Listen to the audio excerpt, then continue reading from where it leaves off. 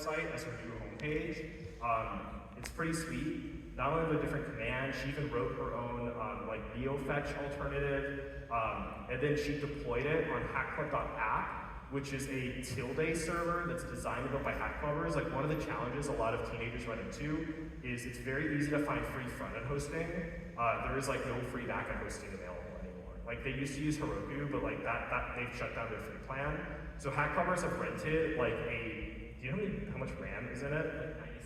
Yeah, like a 96 gigabyte RAM and dedicated server from Hetzner for like $60 a month, and they set up a shared Linux installation, and there's like hundreds of users on it where hack clubbers are like learning Linux, deploying their services, they're using systemd to like keep the things running in the background. So Annabelle deployed this site there.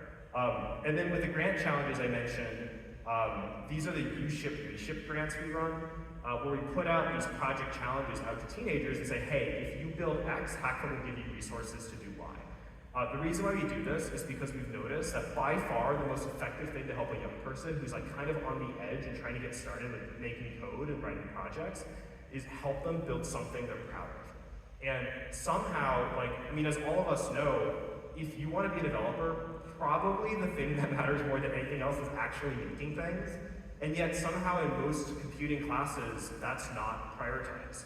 And it's for young people who are teenagers, they're super busy, and it's definitely not prioritized by many of their parents, definitely not by the college admissions process. So Hack Club is trying to create a space and a system of incentives where if you spend your free time coding projects, you just get hugged with support. Not only with peers that you look up to who are like, you're awesome, that's awesome what you just did, but like with actual tangible resources you can use to take your work to the next level. So with Boba Drops, this is a beginner-oriented one. If you're a teenager and you design a website from scratch and actually host it on GitHub Pages or any other Git host, we will buy you bubble tea from your local boba shop.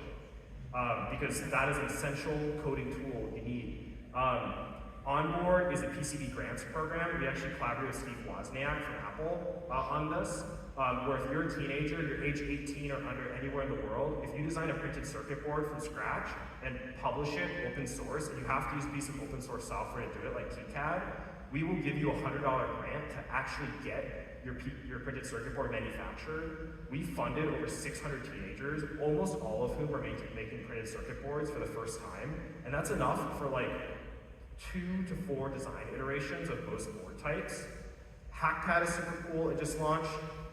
This is our first multidisciplinary grant, where if you're a teenager and you design a circuit board, use CAD to design your case for it, and then code the firmware, I think it's in QMK most people are using, to build your own macro pad or mini mechanical keyboard, we will then send all the parts that you need to actually build it in real life, including getting your board manufactured. We'll send you the keycaps and the switches and everything so you can actually have a real product that you designed from scratch that's like on your desk that you made.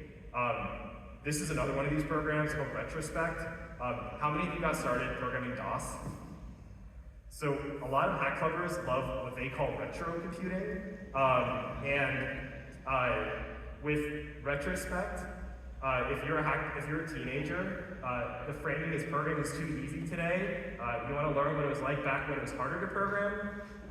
If you make a game in DOS, we will install the game on a bootable floppy disk and mail it to you. And there's some amazing things teenagers have built. But you know, this is just one person. Like one tradition of hack club is anytime you do anything that's 2D, instantly a hack club writes a 3D version of it. Like the first project Retrospect was a 3D rasterizer in DOS, which is like crazy. But that's all. That's Hack Club. These are just a few programs of the many we run.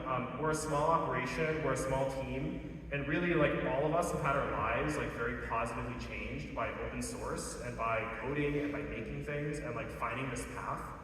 You know, the thing for me about software is, like, it's high agency. As a young person, it's hard, like, you're asking yourself the why questions. Who am I? What is this world I live in? What is my relationship with it? And it's very challenging to find a good source of support where you can feel like you can take control over your own life. And one of the beautiful things about code, and specifically open source, is that you don't need to ask anyone for permission. It's a form of self-expression that you can learn that will give you agency and control over your own life.